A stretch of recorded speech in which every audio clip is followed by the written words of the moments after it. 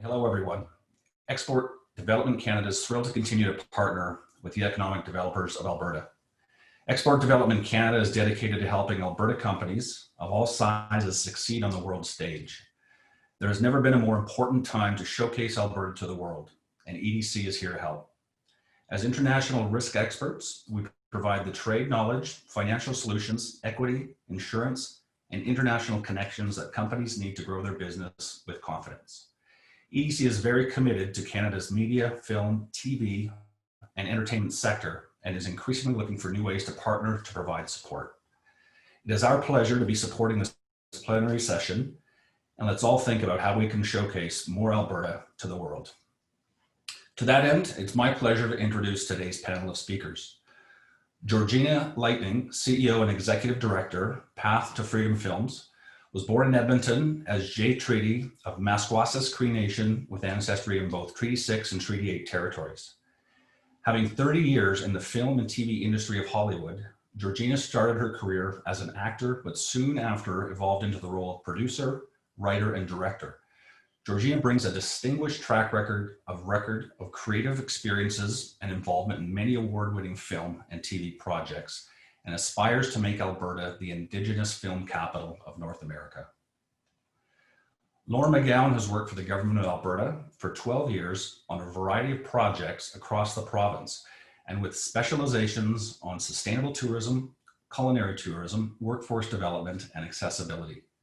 Laura is currently the Indigenous Tourism Development Lead, working closely with Indigenous attractions and organizations such as the Indigenous Tourism Association of Canada and Indigenous Tourism Alberta. She holds a BA in tourism from the University of Calgary and a master's in responsible tourism management from the University of Greenwich in the UK.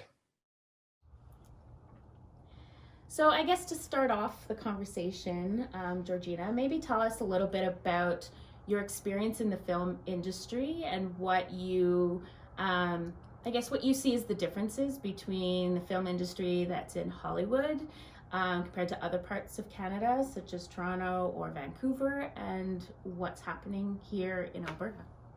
Okay, well, I moved to LA in 1990 to pursue a career in the film industry. Mm-hmm. I studied business entrepreneurship here in Edmonton at NAIT, mm-hmm. and then I went to University of Alberta. And I transferred after a year because there wasn't enough here for me to draw from. So I studied at the American Academy of Dramatic Arts, and Robert Redford, Daniel DeVito. There's a great alumni from there, mm-hmm. and UCLA to study the business of film. And I came out of the academy as a professional actor, ready to take on any role in the world, like Shakespeare, Isbin, Brecht, the best playwrights in the world, and I was the lead ingenue in that. So I was ready to conquer anything. When you make film in the US, it's not like a government system. Like here, everyone draws off, they have tax credits here, and they have film funds, right? Mm-hmm. CMF and Telefilm that support artists here. And as far as LA goes, you have to create your own, your own experience. So you have to, there is no industry that supports you when you're a minority. Mm-hmm. So I'm a double minority. So being a female, yep. We all have heard now the Me Too movement has changed things since the Weinstein scandal. But before it was a man's world. So I understood what diversity and inclusiveness meant. They were talking about diversity, but they weren't doing diversity. I'm in Alberta, my hometown, where I ran away from years ago. And I wanted to reinvent my relationship. I'd already come back and did a healing journey and dealt with all the trauma from childhood, and I ran away from racism. And so now I'm back and I'm trying to have a new relationship with this province and with this land. I'm on Treaty 6. I'm actually in Papas Chase area. Mm-hmm. So, this is my DNA here. We are natural storytellers. Oral storytelling has been the way that we have structured our societies. Our communities have been governed by story. There's special people that get appointed the responsibility of storytelling. And it's a huge responsibility. our creation story takes 4 days, for example. When I say that I'm a filmmaker, what is my passion? My passion, I want to change the world. Mm-hmm. And I believe 100% with everything that I am, that you can change the world with story. Yeah. So everything that's wrong with this world right now, look around us. Everyone will benefit. Because here's how. So right now, being a service producer, okay, being a service provider means I was going to Hollywood. explain that a bit, Okay, how that's so different, yeah. Producing, service producing, which is what Vancouver and Toronto are. So, you know, $120 million movies that are created and developed in Hollywood. They're Okay. packaged there.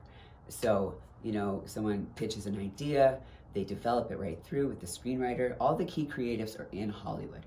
Then what they do is they partner up with someone, and that partner has no power. They simply are the agreement to handle the production here. So the project comes here and they shoot it in the location, which is hugely beneficial for local businesses. Like, film is amazing for employing people, but it doesn't have enough in Alberta. Like, there's not enough to keep power people here. They all flock to Vancouver or Toronto. You don't want to be somewhere, you know, where you might get 1 or 2 jobs a year. You got to pay the rent, you know, and you got to feed baby. You want steady, stable money.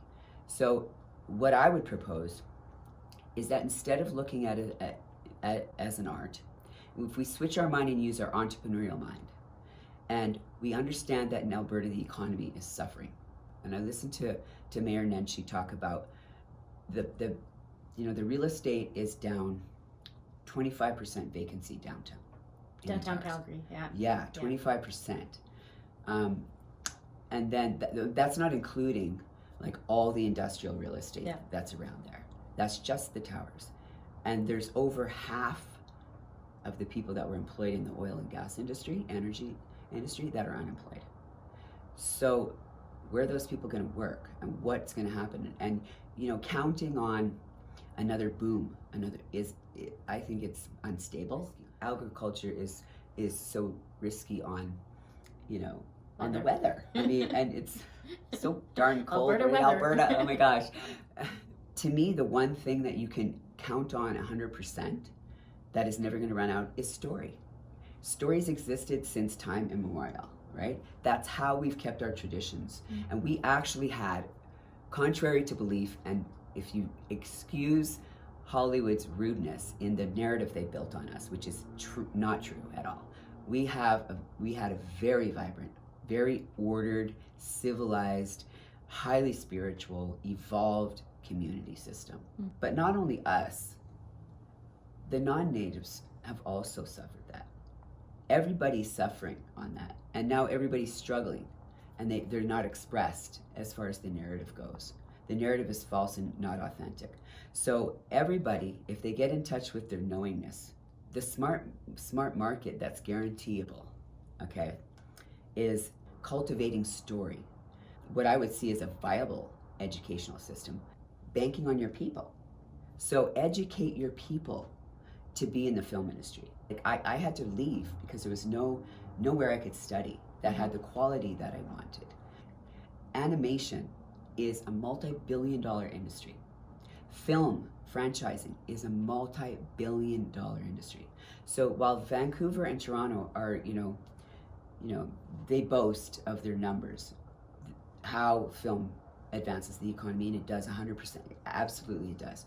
November was when I came in to direct a live action TV series in Calgary. And those people, I mean, it was so cliquey. You know, it's like there's 4 makeup artists and they're known as the keys. They have to covet that position because there's so little of it here. You cruise around in Edmonton, you go in the industrial areas, it's all companies and businesses that serve the oil industry. Well, if we switched all that to film, go to Hollywood. I mean, just check out Disney. You know, if you work on animation or anything, you go, there's so many lots. You know how much real estate goes into one company? And there's hundreds of companies there. I mean, that's that entire area, which is millions of people. Most of them are employed in some form. They've created an industry That's what we have to do in Canada. We need to form an industry. There's two smart guys in Toronto that partnered up with United Kingdom, is the originator. So this man created an animated piece called Paw Patrol. I have grandbabies, and my princess Malia loves Paw Patrol. It always changes, right? So right now it's Paw Patrol, and she knows all the characters by name, and Peppa Pig, and she knows all of the characters in Peppa Pig. So Paw Patrol now, if you go to the toy store, you can see an entire shelf. So there's merchandising, there's distribution, there's it just expands significantly. So two men made more money than probably the country. I mean, because they're smart. They're treating it like an industry and not an art. So they took Paw Patrol, franchised it, and now their little company is worth $5.6 billion. Wow. That little company, one company. So those two guys are listed in the top 100 wealthiest men. Nigeria, India. I mean, India is massive for film industry. Those people, the indigenous people that are connected to the knowingness, they're huge in film because they're natural storytellers. So to me, it's like, okay, we're all bored of the same narrative that's been going on. There's 500 and how many tribes? 560 or something in Canada, and then in the U.S. I mean, we have unbelievable amount of content to draw from. So exploit us. We have so many stories. Case in point is you just wrapped up or just finished on CBC recently a TV series, that has strong Indigenous culture ties to it. Some of that storytelling called Trickster. That's a perfect example. If you haven't seen it, check it out on CBC Gem. But a little plug there, right? Plug. Yeah. No, it's a fantastic series. Yes. But there's an example of something taking, a taste of Indigenous culture, Canadian Indigenous culture, and it's now going to be all over the world. See, that's a good point. It's going to be all over the world. Yeah. So here's Indigenous content. We're debunking a myth already. Okay, telling you, Indigenous content is wanted and appreciated all over the world. When I was a kid, there was 2 channels, and it was all white content, all of it was. Taught the world that that's the dominant culture. Now, the world is beautiful and amazing, and I don't subscribe to that.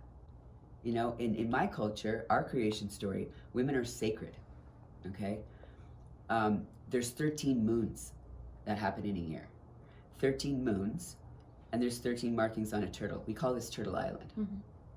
And it all makes sense. We're all connected. So those 13 markings on the back, and signifying the moons that happen, which is our grandmother coming, which is sacred. A woman has a cycle every 28 days. She is blessed and honored, and it is considered the greatest sacredness, the holiest of holy sacredness, to bear children. Women are revered as sacred beings, whereas in the white patriarchal, that world, women are cursed because there was a Garden of Eden and there was an apple eaten. And so she was cursed to be reminded every 28 days to have this cycle. So, I mean, just the brainwashing of what that does has created so much damage in the world. So much damage. And now it's our job, it's our duty to our children to not only think about who we are right now, because that's what that world does. They only make decisions based on that community, that generation. We've got to think when we come from our perspective, we have to make a choice that affects 7 generations. So we don't exploit resource, because that is not good for our future generations. We make decisions based on what's going to advance our communities later. So building a film industry, you start small, and I'll show you some graphs, but you start small and it slowly grows, and you'll see how employment the numbers of people you employ in an industry. Employment and business development. Oh, God. Smaller businesses that could come out of this? So much that's needed, right? Set design, Technology. yeah. And I would have an animation, I would have a technology school, just technology in every university, and push that. Animation, 3D graphic animation is a multi-billion-dollar industry. Now, Disney's been using it for a long time. Look at their wealth, okay? And then Japan is huge in animation. Yeah. They've mastered branding. So we bring some people from Japan to teach technology and animation and special effects, 3D graphic animation. If you look at some of the highest franchising that's made billions of dollars, like Fast and Furious, I mean, that's not rocket science. That's a simple story. Any writer, junior writer could write that simple story of Fast and Furious. But what's smart is you have business people that understand economy. You have people that understand trade. So it calls on all the ministries. So many ministries: education, world trade. You know, you got to make trade agreements to get some of the merchandising in here. You want distribution in here. It's a huge endeavor that if you really take it serious and decide it's a long-term goal that the province commits to, and you could be multi-billionaires. And that is the kind of industry that benefits everyone. If we look at the population of the world, the minority is Caucasian. That's the minority. So one thing that Hollywood hasn't done is taken advantage of all the minority countries. Ice Cube, I mean, come on, I love his movies, okay? And a distributor will look at Cube's stuff and go, okay, that's a good niche film.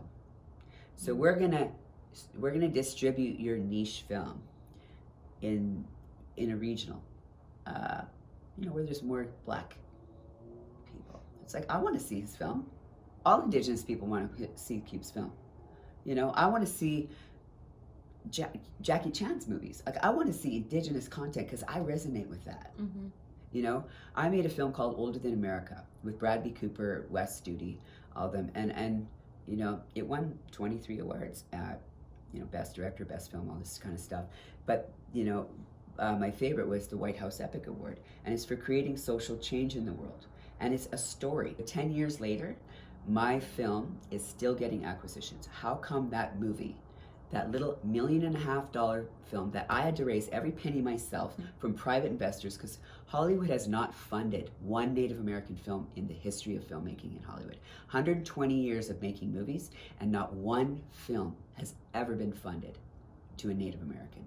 So, you know, when we want to make a film, there is no support. You know, you have to cultivate relationships. I had to sell my house and go on tour, and I toured all over the United States trying to teach my community about the importance and power of film. Power you can't even imagine. Like, money doesn't have the kind of power that story does. Story can shape minds and perception. That's power. So, you know, Alberta can be that initiative of, you really want to be diverse, because now that's the dialogue that I hear, you know. Well, and that leads to my next question. We've talked about this before, but what is the opportunity for Alberta to be, you know, to have those stories and to bring in that Indigenous industry, film industry, or to grow it as being that destination for Indigenous film? Because there's a lot of talent here. Oh, so much. So what's your vision for that, or what's? Well, okay, Trickster, you mentioned Trickster, so I'm not trying to plug, but you know, I will. Trickster, okay, that was written by Eden Robinson. She's a Kitimat First Nation person. She wrote this story, and Trickster is a real character. Like, Trickster exists in our community, in our culture.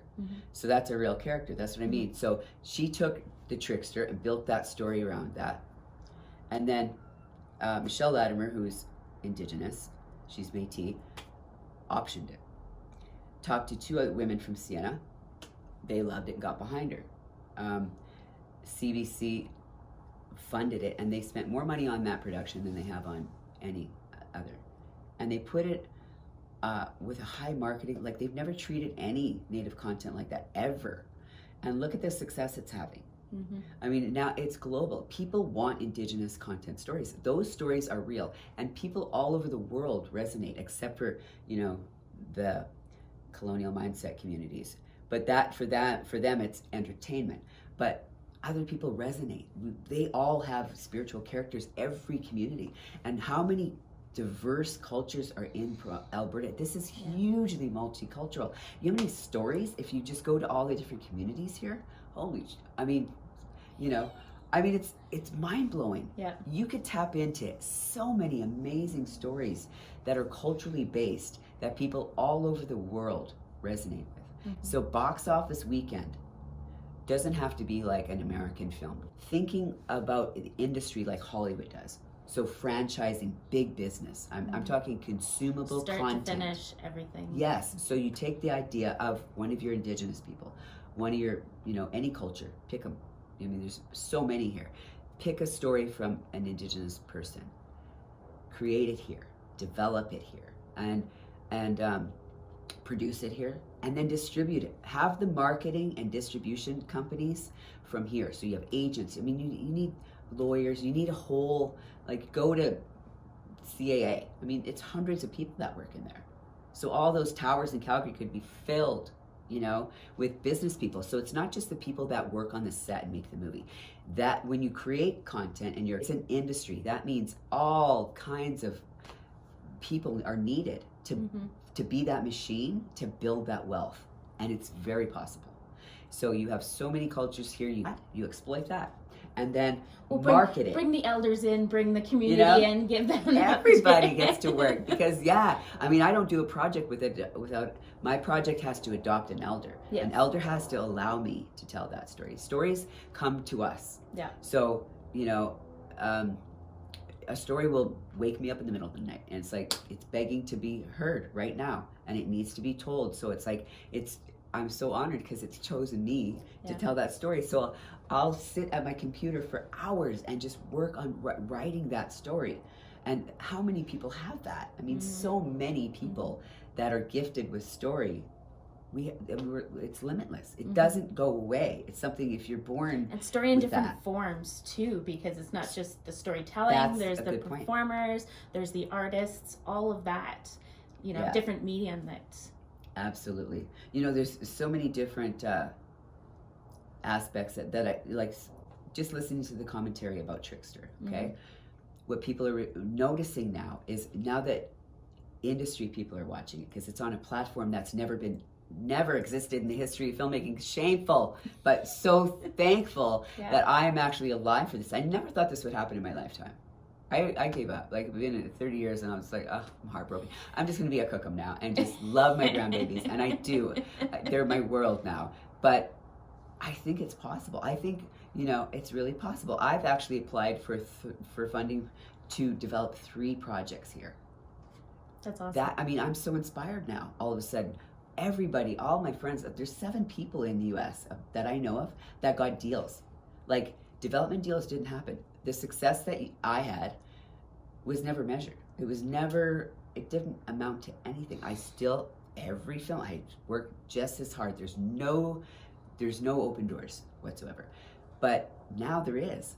Netflix changed the game, and that's what we have to think about. So you take Hollywood, but out of that colonial mind, and be brilliant like Netflix. Netflix also at a crash, a major recession, and they went, gosh, what are we going to do? And what their brilliant entrepreneurial minds did was go, you know what? We're going to take content from all over the world. Because when you stream something, anyone in the world can see it. And when the numbers started coming in, like 25 million subscribers, when they started getting up in the multi-millions, they went, oh, we're onto something here. And they were. But they're open-minded, and they understand, excuse me, they understand the impact that the Indigenous story had on audiences. Marketing Indigenous content, Netflix is all over the world, and they have not just produced content in those areas with those Indigenous people. They've also marketed Indigenous content. So, there's a Nigerian distributor. He's laughing. He's got an office in New York. He goes, I have employed 74 people in a country that has over half unemployment. And he said, it's just a piece of cake for him. And he just takes the content and he just distributing it all over the world. There's over 100 markets of top markets. There's more than that. But I mean, if you just want to take a look, just to blow your mind, instead of thinking like Hollywood and like, oh, we're opening in 26 countries, open in 100, because that's how many people want to see it. Ice Cube's movies, you're not going to distribute to Africa. I mean, look at Asia is the highest populated. They have mastered branding characters. So, you know, why don't we do an exchange with Japan, right? I mean, it's just like sharing with our brothers and sisters all over the world, and just think outside the box. Instead of being a colonial thinker, be an indigenous thinker. Because everyone originated from tribe, just telling you. Before everyone... Somewhere. Yeah, was oppressed. Yeah. You were everyone. Yeah. What originated from a tribe. So if you get back in touch with your knowingness, that's where we're going to find unity. And I'm not trying to be all New Age and stuff like that. I'm just being honest with my, you know, I'm a very spiritual person. Yeah. And we are all connected. Every one of our prayers and our ceremonies, we do say all my relations, because we are related to everybody and everything. That's the, you know, the markings on the turtle's back, the 13 markings, we are all related, and just, you know, you got to get into it to understand the scope of it, but it really is. And when you get in touch with that knowingness, there is no racism. Yeah. So, question for you. So the audience for this session today are from communities across Alberta, economic development officers. How can they tap into this? How can they tap into the film industry? They wouldn't necessarily be the ones starting the businesses themselves, but what is your advice to them to tap into this opportunity, be it film in general or Indigenous specific? Well, I think creating an industry, right? Creating a real industry, and that means all content and distributed and accessed in every way that's possible now. Because now it's not just television. It's not broadcasting isn't the only way to go anymore. We've got Netflix, we've got Amazon. You know, we've got giants. We could become a distribution company. We have to be content creators. So it's advancing education here to educate people here to build an industry in every capacity. You know, anything translates to the film industry. What are you, an accountant? We such a shortage. Nancy, if you're out there, we fight over her. Like there's not enough. There's nobody, you know. It's like Frank, he works at the U of A, so you have to like watch when, like, Ron Scott makes probably the most Indigenous content in this province, and Ron will tell you, like it's so hard to find quality people because they all run away. They go to where the work is. Yeah. So, you know, anything, lawyers, teachers, insurance companies, you know, any kind of merchandising, food, restaurant, everybody advances from film. So we have to get together and talk about, I think there should be the task force. I know that there was a task force here once to bring more to, again, advance service producing. I'm not talking about service producing. I'm talking about creating a multi-billion-dollar industry. And depending on the type that they tap into, they don't have to be with the backdrop of the mountains. It could be anywhere. No, the topography of this land was, I mean, we had waterfalls for the Salmon people, and we had Blackfoot territory covered. We had desert, like, for the Southwest tribes, you know, there's Drumheller. I mean, just the prairies. When you look through a lens and a camera on the prairies here, you can go so long and not see phone poles. You know, it's like, wow, it's so, like, you can make a period piece here and it's believable, and you can get really beautiful shots here. And another benefit, Alberta has the longest summer days. Yes. I mean, in LA, you know, the lights go off at 6, right? It's pretty standard, every day. But here, I mean, everybody in film is always like fighting for the light. Like, let's get it before the light. Like, having daylight till 10 p.m. I mean, it's gold here. It's worth so much money, you know, to have that extra. It's a good sunlight. selling point. Oh, it's huge. Sure. I mean, sound stages, every warehouse that's empty right now could be a sound stage. Every single one could be a sound stage, and every office in Calgary could be or filled in any with community if they've got vacant buildings. Yeah. Oh yeah. a potential. Any warehouse, anything like that could become a soundstage. There's so many jobs. I mean, if we get people, you know, all the innovative thinkers, all the entrepreneurial thinkers in a think tank area, just thinking about the ways that people access story. More people are spending time on their iPhones watching TV series now. Yeah. You know, it's like, and there's short forms. There's no like before there was like TV was 47 minutes with this much advertising. You know, there's all these different like restrictions. Now it's like you can make a short film, you can make a TV series, you could make mini like 15-minute segments. You know, people are watching anything now, as long as you're consistent. You know, the sky's the limit right now. Now is the cusp of change. So now is the time to get the innovative thinkers and all the ministries together in a room to start brainstorming all the avenues. I mean, it's just hundreds and hundreds of avenues to go with this. Now, before we go to the Q&A, we have some time for some live Q&A. So we won't be, maybe, I don't know, will we be in the living room? I don't know. But I don't know. I don't know where we'll be on our computers. Yeah. But you have a business here in the film industry. You have a production company. What is your experience having that type of business in the province? I think that would be useful for the economic development officers to understand. Just to talk a bit about that and your experience having that business here. Well, I have Tribal Alliance Productions, and I have Path of Freedom Films. Path of Freedom Films is more like healing. You know, we're all dealing with transgenerational trauma. That's my community-based stuff. Tribal Alliance Productions wants to make like big global pieces, right?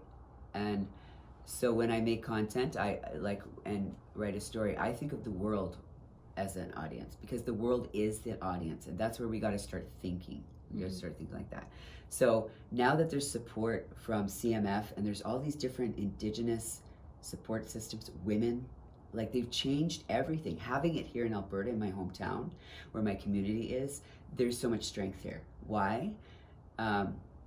Because I get to draw on my community. I get to get the traditional strength of my ancestors here. There's so much. I'm 120 years old, you know, as far as film industry goes, because that's how long the film industry's been going. So, you know, I have 7 generations inside of me. Yeah. I can draw on that here. It just comes naturally. And it's the same with everyone else who's from Treaty 6, 7, and 8. And then all of our brothers and sisters from other countries and other lands all over the world. We all unite, and what that does, I mean, we have an issue with missing and murdered women. That's because of the narrative that's been painted by Hollywood, how women are represented and treated, right? So we can eradicate so many things: racism, unemployment, poverty. We can get, you know, unified understanding, so we can all evolve as a group. And I mean, just there's so much advancement that could happen. I mean, so much healing, so much progress can happen in such a short amount of time that has never been experienced in the history of this. Canada is 150 years old? Yeah. So, I mean, 150 years old is not as old as any other country. No. Okay? So we don't have that much, you know, damage. Like, seriously, with other countries that have, you know, I mean, I read Shakespeare, so Joan of Arc is one of my favorite characters that I've played. You know, there's so many Indigenous peoples here, and content that we can tap into, and trades. Everybody has communities, ambassadors here. I mean, it's limitless. So if anybody who's watching this session today, they want to learn a bit more, see how their community might be able to tap into it. Are you're gonna have a slide up with your contact information so they can reach out to you? And I understand through this platform they can reach out to you as well throughout the conference. So feel free to send a message. Contact me if anybody's interested. In investing in your people. Like to me, you know, story and people. It's where we should be investing. Is in our people, right? All the kids in schools, educations, universities, colleges. You know, the people that are unemployed. we should transfer them all and make billions of dollars, but enjoy the healing and the power that comes from film. Yeah. Oh my gosh. I love how you speak with passion about the industry. Well, It's fantastic. it's so powerful, and just like I love being a part of it. Yes.